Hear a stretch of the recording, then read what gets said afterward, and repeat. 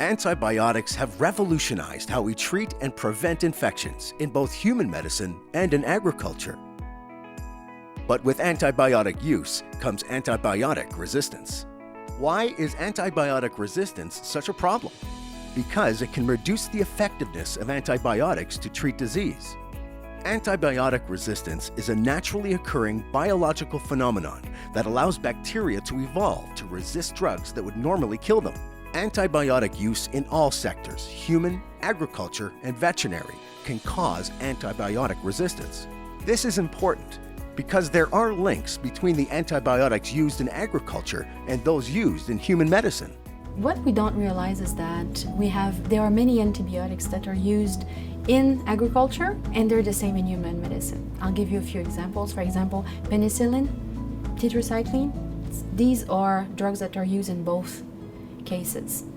And unfortunately or sadly, E. coli, which is an important pathogen for the chicken industry, has become over the years resistant. Bacteria can develop resistance in a number of different ways. This means that we need to use antibiotics responsibly. Antibiotic resistance is a very complex phenomenon. You have on one side some bacteria that are naturally resistant to antibiotics. Others, they will develop the resistance when they're exposed to certain antibiotics.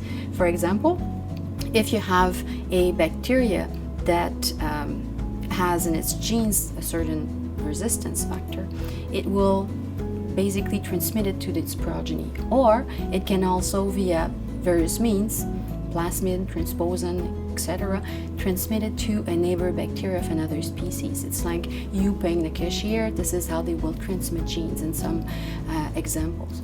The effect that it has is that you have then a whole population of bacteria that has developed resistance to a certain antibiotic that they've been exposed to, and it will remain in the animal. Eventually, during processing, you can have later in the food chain exposure of the consumer to those resistant bacteria.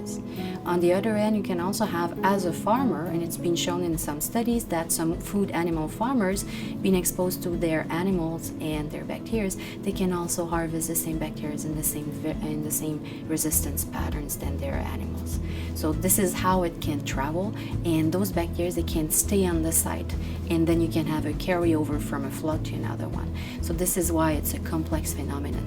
It's in the environment, it's in your animals, and it can be also in humans. This is why it's so important to use the antibiotics in a very responsible manner so that we have a focused, targeted use. Antibiotic resistance is different than antibiotic residues.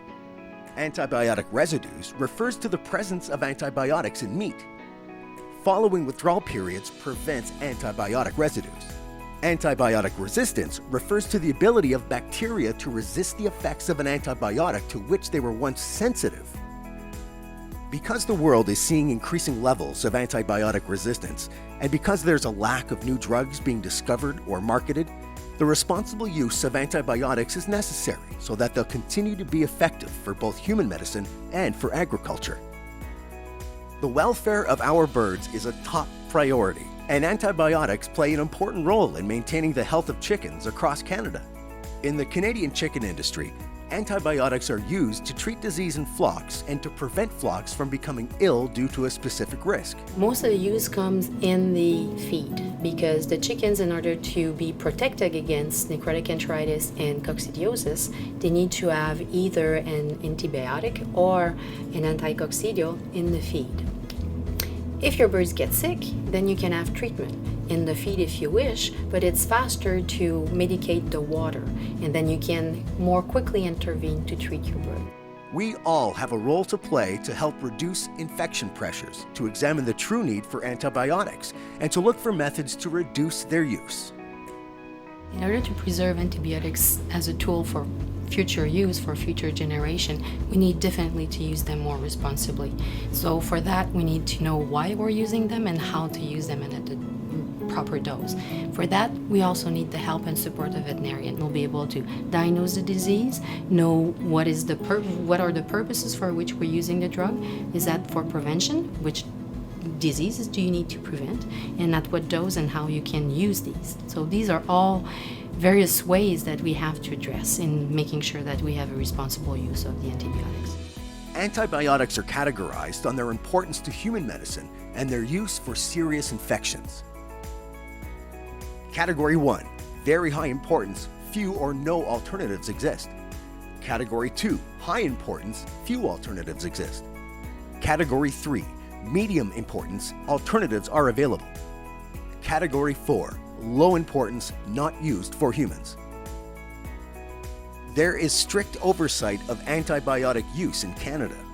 The Canadian Food Inspection Agency monitors antibiotic use via the flock information reporting form that is sent with each flock to the processing plant.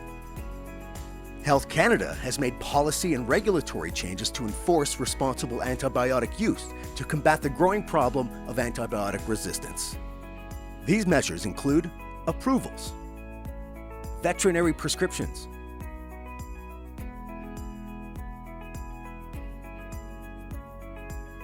and surveillance.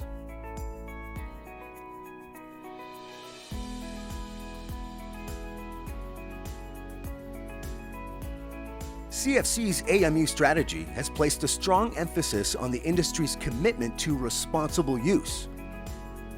Components of CFC's strategy are surveillance, education, reduction, and research. The objective of CFC's strategy is to provide our customers a sustainable means of meeting expectations while protecting animal health. The focus of CFC's reduction strategy is on the preventative use of antibiotics of human importance, Category 1 through 3 antibiotics.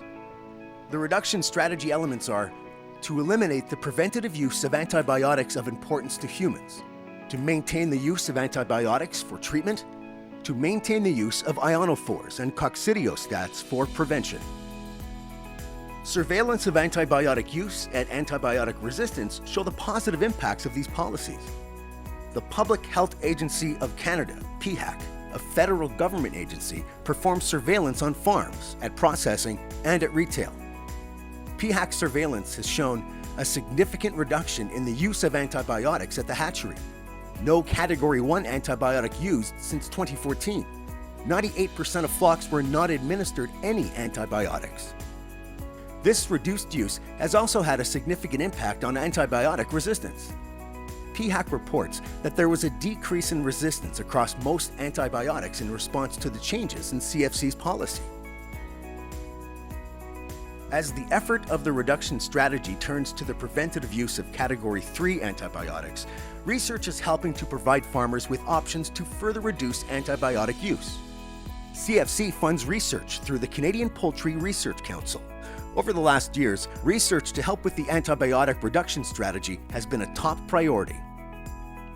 Research areas include vaccines, feed and water additives for gut health, and management practices.